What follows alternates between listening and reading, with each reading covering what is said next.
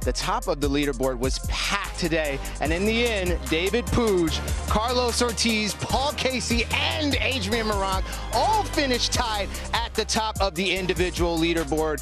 Fireball GC finishes day 2 at the top of the team leaderboard, and we are here to talk about all that and more. Welcome to Club 54 post-round show. The day is beautiful, and I am your host, Christian Crosby. Welcome to the show. I mean, my goodness, that leaderboard is phenomenal. The guys played amazing golf today. Welcome to Club 54 post-round show. We are actually going to check in right now live with Carlos Ortiz and Adrian Moronk. They are getting their press interviews as we speak. Let's tune in first to see what they have to say after an amazing day 2.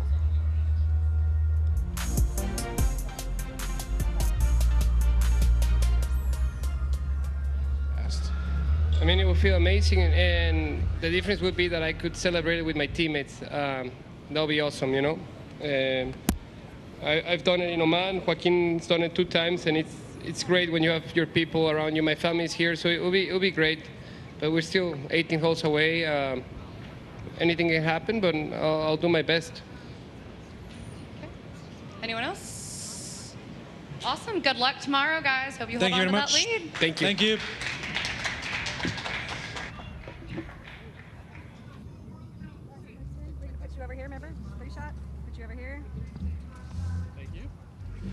And there goes that final moments of that press conference there. Having a great day from those two, Carlos Ortiz and Adrian Moronk. And here is our leaderboard. David Puig coming in hot towards the end of the day, finishing 10 under par. As you can see, we have 4 guys now doing their thing at the top. 10 under par, Paul Casey, Carlos Ortiz, who we just heard from, and Adrian Moronk, of course. P-Dog, though, had a great day here in Houston. I felt like I was in Adelaide again every single time he stepped up. The fans went crazy. Hometown hero did his thing, 9 under par today. And Matthew Wolff, an outstanding day. I got a feeling we're going to be talking to him soon enough. But this leaderboard is stacked. A phenomenal day, too.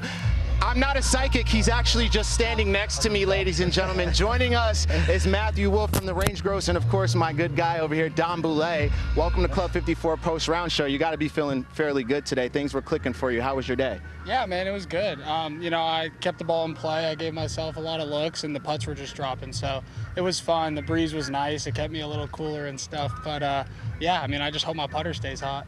Dom. Yeah, I mean, it's your first time around here, Matt, right? You never played a tour event here. Did you like the place when you first saw it?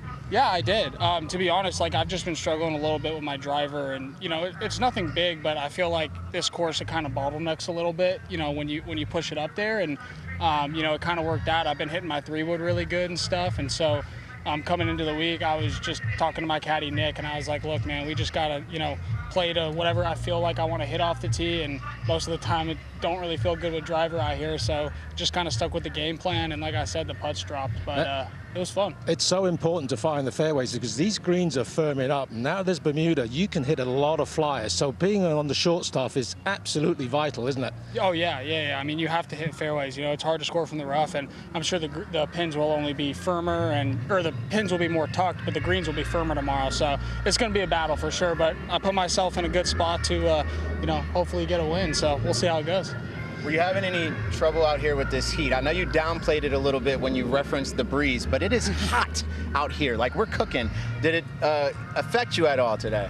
I think a little bit towards the end. I missed a short one on my last hole for birdie and stuff, but, you know, towards the end, I think I got a little errant. You know, it's just hard, man. You feel like you can't drink enough water. Like, you just sweat it all out and stuff, and it's brutal. I mean, this is the Singapore of the United States, isn't it? But fair enough. All right, we want to get into some of your highlights of the day. You can look at this screen here on the side. Take us through it. Tell us what you were thinking in your mind during this time. And Dom, feel free to chime in. It's Matthew. Let's check out these highlights. Here we go. First putt. What hole is that? Oh, that's 18. Yeah. Good start to the day. I mean, seeing a putt drop early is always nice. This is on the fourth. Yeah. This was a nice bunker shot. I was lucky I got kind of an upslope, and you know, I just clipped it perfectly from the start. From the time I hit it, I knew it was going to be close. Yeah, this one was just a little breaker down to the right. I mean, it was perfect speed. I gutted it from the start. Yeah, this was on 7, the next hole. Ball and left it short, and I kind of knew what I was doing, so I felt just good. Like I said, the putter was hot. I told Nick after, I said, don't touch this thing. It's hot, man. You don't want to burn yourself. You look really good out there, Matthew. Now let's talk a little bit about the Range Goats. For any Range Goats fans that are watching right now, what is it like to be a Range Goat here in Live Golf League? Man, it's awesome. Like, just such a great brand, really. Like, you know, Bubba is such a great leader and role model, and I've learned so much from him already and stuff. But I mean, more than anything, the pink's cool. I think I've always looked kind of good in pink, so I guess I was meant to be here. But no, it's been awesome. Peter and Thomas are they're great, and I have a good time with them and learn a lot from them. So I'm super happy with where I'm at, and I don't really see myself being anywhere else. I want to ask, you're the longest team out there, the 4 of you. Oh, for sure. Who's the longest of the 4? Come on, be honest. Me. Oh, me.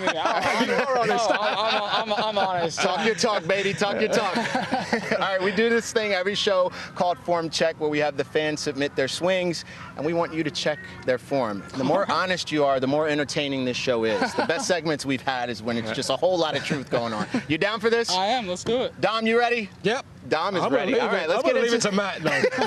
All right, let's get into the He's the form expert. check. Matthew Wolff edition. Don't be nice. How about that? All right, here's the first one. All right, I'm a newbie, so please be kind. All right, you're allowed to be kind on this one. All right. Here we go. All right. Man, that looked pretty good. I'd say the weight was a little bit on the heels and stuff, but for a newbie, I mean, I've seen a lot of people that have played for years and years, and they don't look like. I mean, if you see my swing doesn't look like that. We know you got that iconic swing, bro. Stop it. All right, so for a beginner, you're saying you approve. I like it, yeah. Okay. I mean, I like how she's coming from the inside, kind of hitting up on it. And I know it's a driver, but I think a lot of people have a tendency to kind of come over the top and be steep on it. So I like we're, kind of hitting that draw. And, I mean, yeah, it looks good. Outfit's on point. I mean, doesn't get much better than that, especially when you're just starting out. Wow, that's a great cosign you just gave there. I think that's the one we're going to show you there. So thank you so much for your time. You spent all day outside in the blazing heat, and then you decided to come and check in with us. That means a lot to us here at Club 54, man. Thanks, Thank Matthew. you. Appreciate it. You're Ladies ready. and gentlemen, You're Matthew ready. Wolff from Good the luck Range tomorrow. Ghost. Thanks for joining us. More to come here, right here at Club 54 post-round show. All right, golfers are getting better every day thanks to the Live Lesson Series available on the Live Golf Plus app. It features driving lessons from Bryson and putting tips from Cam, among many other things.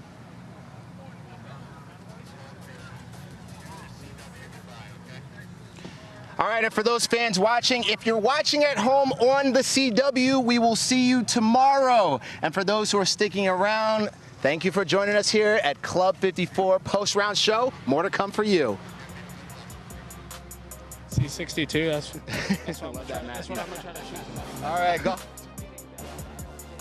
Thanks to the Live Lesson Series available on the Live Golf Plus app. It features driving lessons from Bryson and putting tips from Cam, among many other things.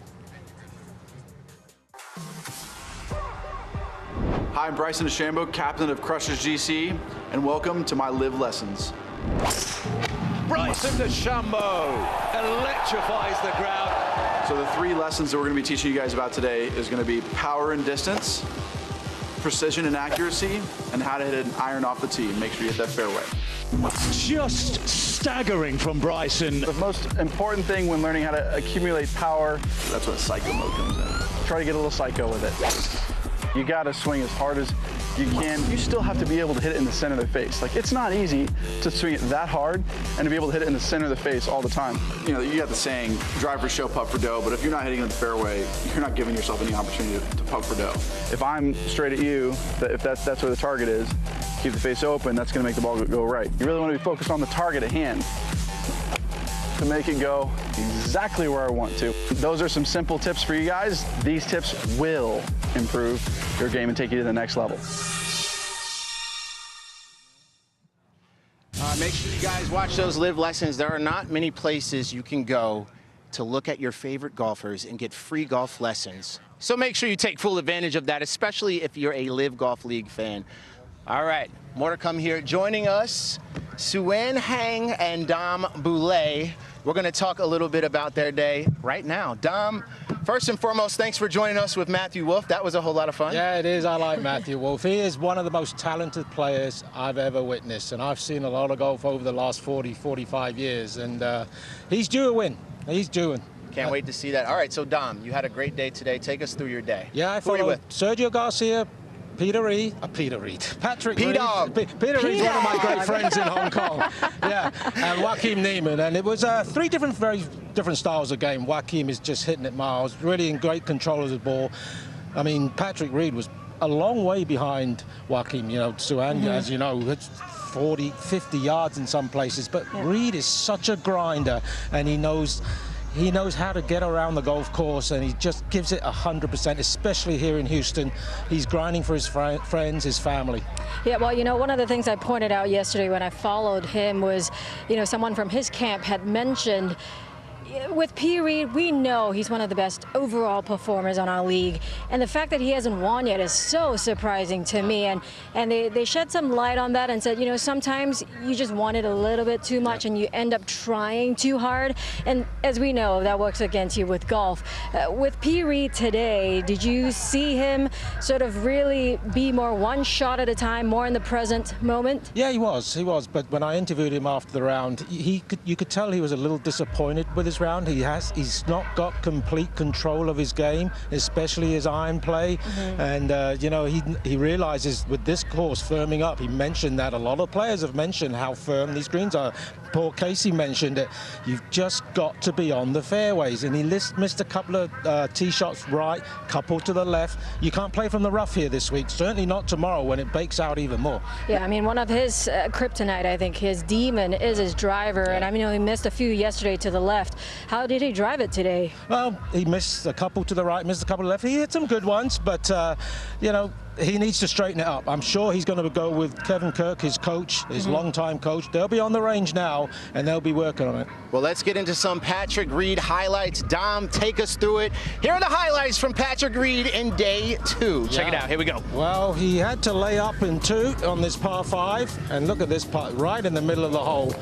He does putt beautifully. I said on air that he looks the most comfortable player over a ball on a short putt, like anything from 5 to 8 feet that I've seen.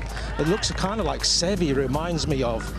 And then another par 5, laid up once again, and another lovely pitch. That's, you know, that's the strength of his game. Anything from about 80 yards and in. Yeah, and yesterday he said in my post-start interview with him that he didn't play the par 5s as well as he wanted to yesterday. He was 1 over par on par 5s. Terrible, really, for professionals to be 1 over. And this is on the 12th, second on that short par 4, and then on 13, another beautiful putt right in the middle of the hole. I love what he said on the broadcast, that he's used the same putter for how many years now?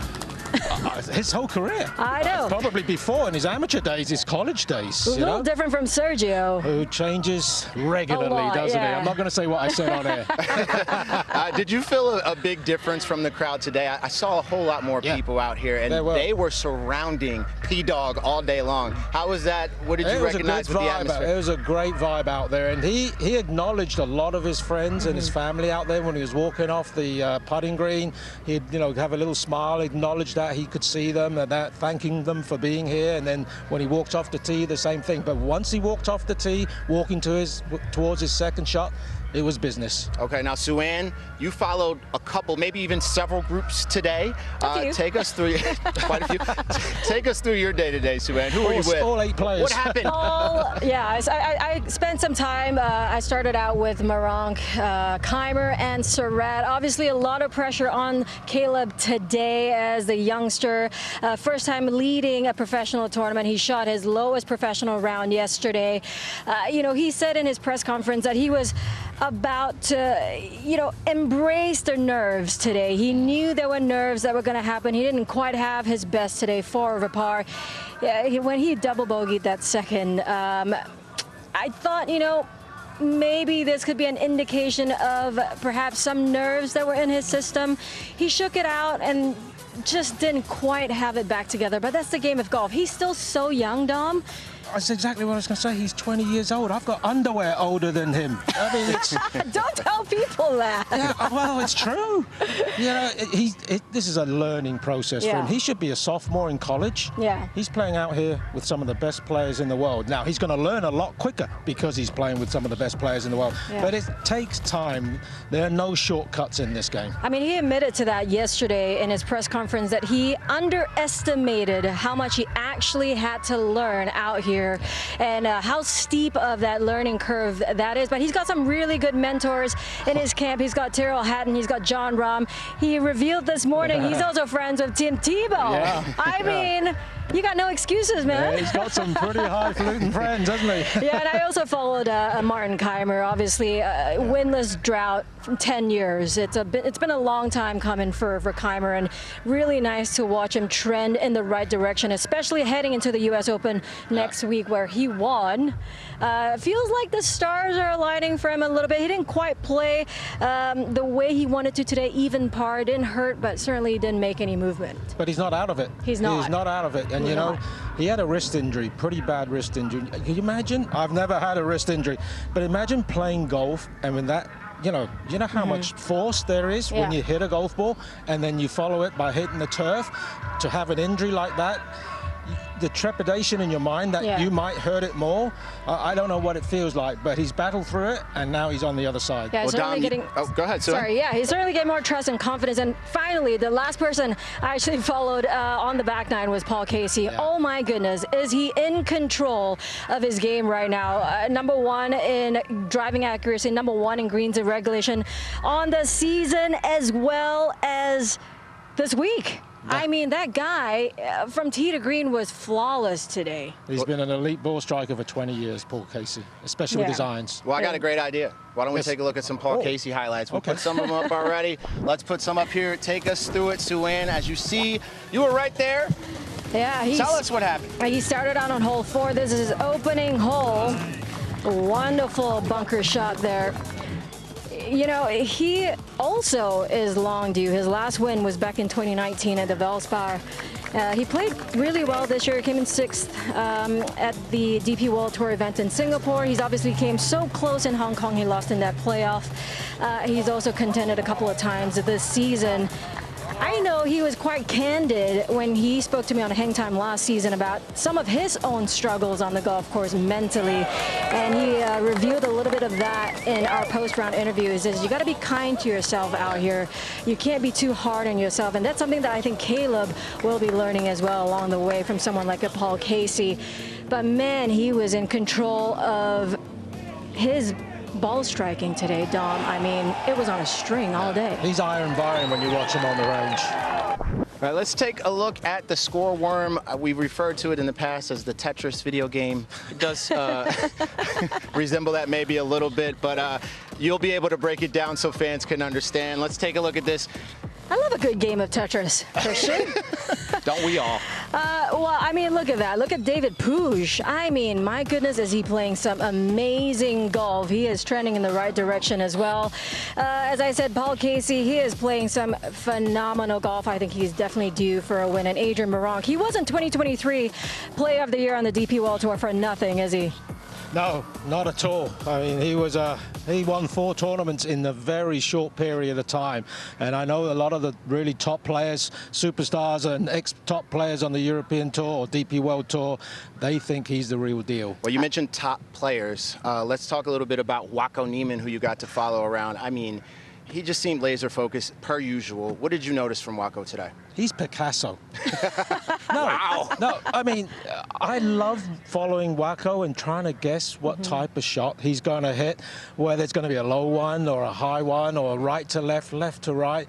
And you can't really tell from his setup. Most guys you can see the way they're standing to it, but with him, he kind of stands to it the same thing. He must do something in his swing, but it's a dream watching him. He's just fabulous. I mean, every shot that he sees, he executes almost every shot. You know, it's so impressive, and he, like you said, he's really an artist, and he plays like an old school golfer, which I thoroughly enjoy. Let's take a look at some Waco Neiman highlights from this amazing Saturday in Houston, Texas in the heat. All right, let's do it. Waco Neiman, ladies and gentlemen. Dom, talk to us. Yeah, easy drive of about 330, and then he knocked it in for an eagle chance on the 4th, which was only his 2nd hole of the day. That was an easy birdie for the Chilean. And then on the 9th, there was a lovely shot. I mean, I don't think anyone hit it. I can't imagine anyone hit it closer to him on that par 3 today. I know we talk a lot about how much distance he's gained and his ball striking and how much that's improved, but I think this part of his game has improved significantly. I know he switched his pre-shot routine early on this season, and it's worked really well. Yeah. But it probably is the part of the game. I followed him now for 36 holes. It's the part of the game that's let him down a little bit, because from tee to green, he is imperious. All right, we had a little tweet from Torque GC. Note to self, the day Neiman shot 59 in Live Mayakoba, he arrived to the course on a bike. Will he show up on a bike tomorrow, perhaps? I think he needs a motorbike tomorrow from Houston. Wow, that's incredible. You gotta love Waco Neiman, that's for sure.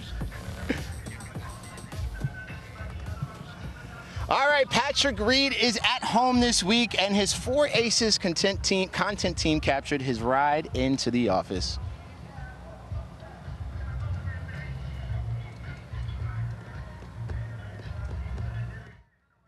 Hey guys, Peter Reed here, 4 Aces. Welcome to Houston.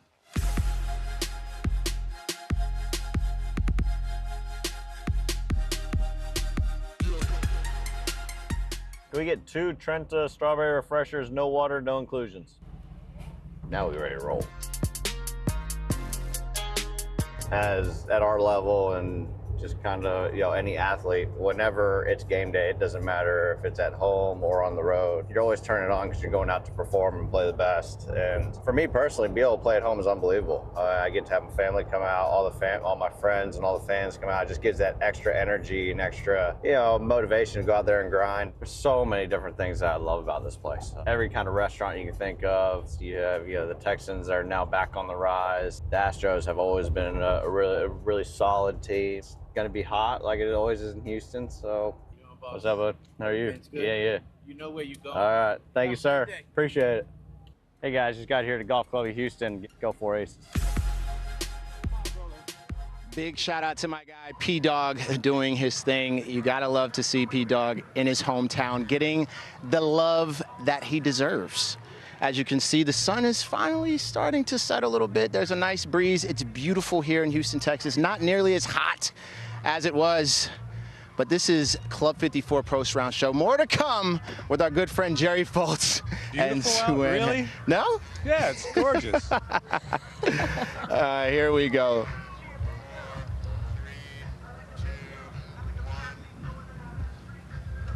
All right, and as you can see, Jerry Foltz is joining us here. Suen Hang is still hanging with us as we speak. But there's one person who's not here at the table who we love to see every single show. She goes by the name of Rachel Drummond. She's currently on the range.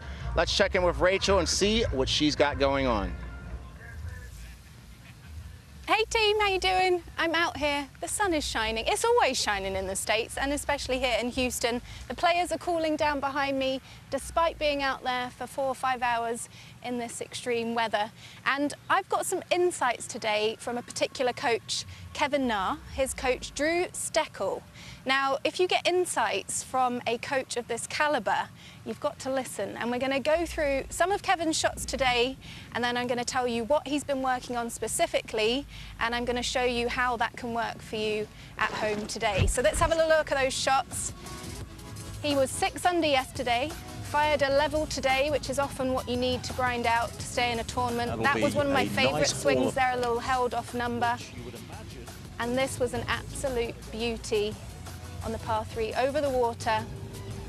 The technical work he's been doing with Drew definitely working here. No smile from Kevin, but it was a great shot. So I'm going to go through what Drew's been working with Kevin, and it's going to help you at home. So it's all about club face control. Now, Drew told me specifically what they were working on, which is making sure the club was coming on the inside and the knuckles and wrist angles in flexion. Now, to me as a coach, I understand what that is, but that sounds very complicated, so I'm going to break it down for you. So one of the most important things in the golf swing is club face control, and this is what these top players do. Every shot, they know exactly where the club face is.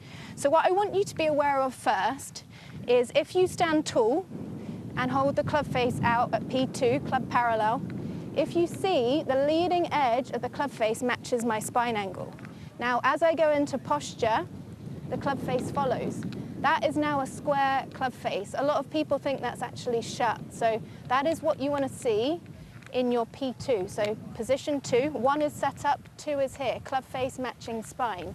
Now, Drew mentioned that the club face has to come on the inside and the wrist angle was in flexion. So what he means by that is the club face is matching the spine, so it's square, and then it's coming into impact square. Now I'm going to give you a little drill to go through that. I've made this sound really complicated. It is, so I'm going to break it down a little bit more. So we're going to take the club back to the top of the backswing. Now we talk about this shallowing movement. If I move my lead knuckles, there's Maronk's caddy, if I move my lead knuckles back, like so, you'll see the pitch of the shaft starts shallowing. That is the inside that Drew's talking about. As we come into this position on the downswing, do you see how the club face is matching my spine again? And then you can turn through. That's exactly what Na has been working on. So let's hit a few like that. We saw with the second shot in the B-roll, he had almost the abbreviated follow through, and that's a byproduct of doing this with the wrist angle. So you're going to take it back,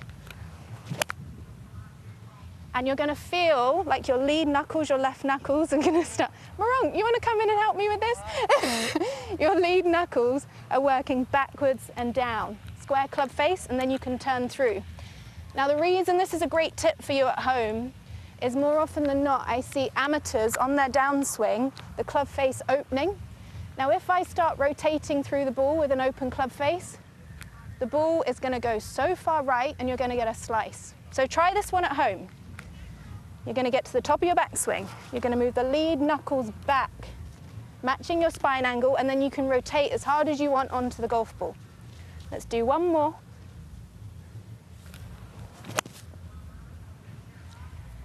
And hopefully it will get that ball flight. The ball flight never lies. So give this one a go at home, get that club face control, get the awareness on your backswing, and let's see how Kevin does tomorrow. He had a tied 7th in Singapore. Let's see if his game's trending. All right, great job, Rachel Drummond. Thank you for that on the range. We always love to see it. Did you get all that? I got all of it, every single piece. Good. Yeah, Good. How about you? Good? Yeah. What is P2? Just kidding. Don't do that to me, Jer. Yeah, all right. Welcome to the show, Jer. Coming out of that nice, chill, cool studio of yours. Yeah. How are you feeling as we come to a close here on this beautiful Saturday? It's gorgeous out, just like you said. No, it's perfect out. The booth is a little chilly, but it's, I mean, who's going to complain about that? My I got gosh, a nice you little guys are complaining blankie. about that? And we get looked after pretty good. No, it was a great action today. Sometimes it happened fast and furious, and then other times it kind of stalled as guys were having a hard time figuring out some of these short putts on the greens. I just talked to Matthew Wolff as he left your set, and he's like, man, yeah, my driver didn't feel that good. And he's like, I don't think I need it that much on this course. He got to 15, which very few players got to, with 3-wood and 3-wood. And he said he did make some putts, but he said a lot of guys are struggling with the shorter putts. Well, I was stuck with one group. You got to watch the entire broadcast. Yes. What stood out to you today? What stood out to me? Well, I think this course is a great equalizer. I don't think there's any great strength that this course requires from anybody. It tests the all-around game, and we've seen that. And I mean, the number of players that have a chance to win tomorrow, the number of different leaders that we've seen throughout the day. And I think, believe it or not, I think tomorrow, for one of the pursuers, where they start on the golf course could have a huge impact based on how some of those finishing holes play. Well, at the top of the day, I wouldn't imagine this team would dominate the way that they did, but Fireball's GC just seemed to continuously improve throughout the day, ending at the top of the leaderboard. Let's talk a little bit about Fireball's GC. Jerry, here's the bobblehead you love to break down oh so much. Talk to us about this, what these guys have done today, especially a guy like David Puig, who ended at the top of the individual. Yeah, David Puig, part of that offseason trade with Carlos Ortiz, and they're both playing great. You can't go wrong on that trade. But we were just looking at the score, Sue-Ann and I, and it looks like Crushers and Fireball have the best non-counting score for 2 days, so that suits them very well heading into Sunday. But what really surprises me about Fireballs is the fact that they haven't podiumed this year. I know. That is shocking to me. I didn't know that till you just said it, actually. Yeah. That's how shocking it is. Yes, because judging by the way Answer's been playing, Puig has been playing, Serge has been playing individually, you would think that that team would perform pretty well, but I guess they just haven't performed collectively as a team throughout this season so far. And there's no, you can't ignore it. Chikara has not played up to his potential this year at all. But you can say that about a lot of guys. I mean, there's a lot of talented players out here. Whole lot of highlights to talk about. Let's take a look at the Fireballs GC highlights from day 2. Jerry, Sue-Ann, feel free to chime in here on these highlights. Here we go. It's Fireballs GC. Well, there's got to be a lot of them because Puig and Answer both shot 600 today. So, yeah, I mean, Puig is just on fire, winning his qualifier for the U.S. Open. He's heading to Pinehurst next week with some great form. Yeah, Jared. but you know what I think it is, Sue-Ann? Since our last tournament, we've had both Puig and Ortiz on Fairway to Heaven. I think that is the good luck charm. Absolutely. If Chris Rosassin from the Four Aces, the GM, was playing, then he'd be playing great too, but his team's playing well. Why does that not surprise me that you said that? I mean, look at that. You guys. I mean, look at this performance by Puig. He is just in control. And Sergio, I mean, we thought he was going to play a little better today, did we, Jared? Well, you know what? Dom made a great point earlier. The Bermuda greens with the grain, he can be a little more aggressive, and that always helps Sergio with his putting. But like Patrick Reed said at the end of the day, these greens got crusty and fast, so that makes everybody defensive. Yeah, Paul Casey said that too in the post-round interview. They just get really crispy. Yeah. And here's that leaderboard, the team leaderboard from round 2.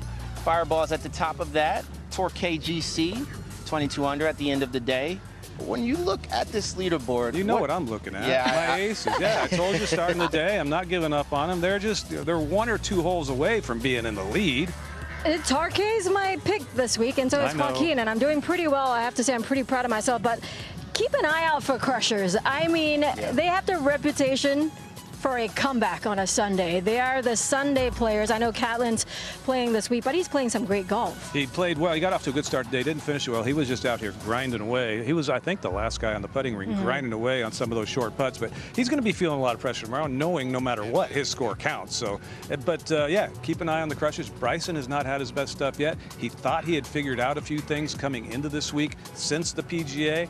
Ball striking wise, I guess the putter just hasn't been quite as hot as it was at the PGA. Yeah. Well, a lot of people are excited. Social media is buzzing. Let's take a look at some of the most recent tweets that we have from some fans and some of our teams.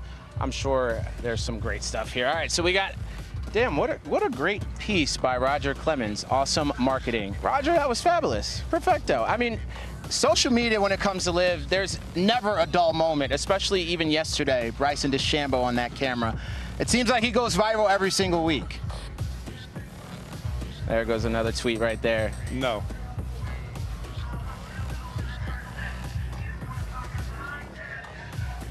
All right, the first half of the season is over, ladies and gentlemen, and the battle for the team title this season has last year's champs, the Crushers, still setting the pace.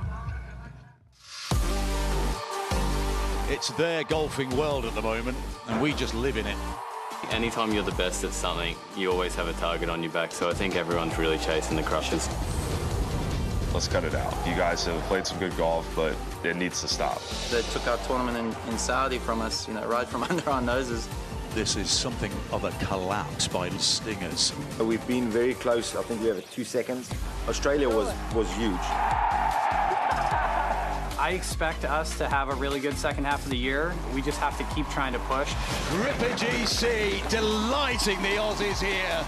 I think on our day we can beat anyone, which we've proven now twice in the season. Time for a shoey, fellas. We all knew that we could play like this, and I think just took a little bit of time to get the gears moving. It's about creating a team environment that's going to thrive, and I think Legion has done just that. The Four Aces are slumping in 2024. Could we say the dynasty is over? simply just not playing like we have the last 2 years. There's no tension. We just haven't played as well as we all expect to. Smash GC are victorious at Live Golf Las Vegas. It was kind of funny that we won with Brooks being the worst player that week. It's going to be a sprint. That's what's, I think, cool about Live. We've got to keep putting the pedal to the metal. We want to defend that title. We all love a little competition, don't we? We're about halfway through officially the Live Golf League schedule, and I can already sense the competition is higher, there's more at stake, and it's a whole lot of fun to watch, I'll tell you that. Yes. Jerry, I know you agree. We're going to talk about it right now. All right, and we're back. All right, so Jerry, yes, sir. We are now officially halfway through 2024 Live Golf League schedule. The stakes are higher. Guys are now seriously playing for their career and for that top spot.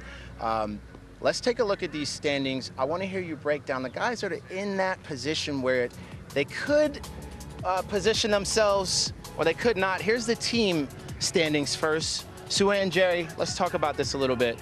No surprises, Crushes up there and Torquay.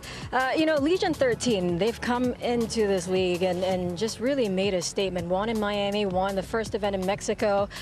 And they've got 2 guys who are just young and haven't had that much experience as a professional. Yeah, the team standings really only matter at the end of the year, and the top 3 teams get that first round bye. Otherwise, every team plays in the team championship. Every team has a chance to win. Now, obviously, those standings right there are going to give you the handicapping of who's going to be favored to win there based on how they've performed all year. But they really matter. The regular season is bragging rights. But then you get to the team championship, top 3 teams exempt. That's what matters the most. Okay. Let's bring up the individual standings. And tell me what you see here when you look at these individual standings, Jerry. And Sue-Ann, feel free to chime in as well. I mean, the pressure on these guys, honestly, with 13 individual events, Jerry, we talk about it. 16 rounds of golf left for them individually. That's a lot of pressure to try and get yourself into that lock zone, which is top 24. As we can see here, Charles Howell III is on that, right on the bubble. Close to the bubble, yeah. Close He's to at the bubble, 22nd. yeah. 24th is the bubble, where you see Graham McDowell, who's playing well here this week. Richard Bland, he's not in the top 24 currently, and he thinks in his mind he has to finish in the top 24, although there is talks and there is the caveat that teams can extend a contract to a player before the season ends, even if he's not in the lock zone. He might get one of those. I mean, some big names down that huge names. Individual standings. It's not safe at all. And it's just some of them have not been playing as well this season. Yeah. And I'm sure they're disappointed too.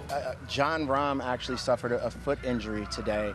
I would love to hear if you heard anything more about that, but what does this mean for Legion 13? For Legion 13, they'll have Ben Campbell filling in for John Rahm tomorrow. Fine young player out of New Zealand, and he'll count for the team scores. Wouldn't be surprised. Ben has nothing to lose tomorrow, and the team's not currently in the top 3 for a podium position. He might go out there and just freewheel it. He's a fine player. He beat Cam Smith by 1 shot at the Hong Kong Open a year ago. More importantly for John Rahm, we just hope he could get it fixed enough by next week to where he can play his best at the U.S. Open. Well, let's take a look at some social clips from all of our Live Golf fans and, of course, teams. There's Matt Wolff out here weathering the storm. Looks like a GQ ad, if you ask me. He's a stud. Yeah, he's about to get married soon, I think. He, just got engaged about 2 weeks ago, I believe. Good for him, because he's got a different type of swag going for him now, as you can see right there. Well, when you hit the ball that long, you ought to have some swag. Absolutely. He's an Jerry will impressive have player. no idea what that feels like. That's the face Jerry makes every time we start the show. He hits us with one of these. He said he's breaking into jail. That was the face I made. Jerry, one final question to you. Heading into Championship Sunday. Yes, ma'am. I'm going to put you under the spot because you always put me under the spot. Yeah, well, who do you think's going to win tomorrow? I think individually? Yeah. Patrick Reed. I think, he is such a polarizing figure, and we talked about this during our halftime halftime break today, and he has the entire crowd behind him here. Now that Bryson's not really part of it, who was the second favorite, if not the favorite amongst the local crowd, being a Dallas resident, I think they're all going to be behind Patrick Reed tomorrow. I think he rides that momentum to his first win right at home. What about you? Team? What about team? You're not doubling down on 4 aces or what, Jerry? 4 aces. Come on. Pat Perez is going deep. Harold Varner, who did not play well here, was out grinding away on the putting green as well. They're winning this thing by 8 tomorrow. I'm going to say Paul Casey. Oh, nice. Yeah, Paul Casey is just too solid. Going away from Waco. Yeah. Only time will tell. Shower Championship Sunday is on the way. Thank you guys for joining us in Club 54 post-round show. I'm your host, Christian Crosby, joined by Sue-Ann, Hang, and Jerry Foltz. We'll see you tomorrow on the pre-show, baby. Thanks for watching, and we'll see you tomorrow. Peace.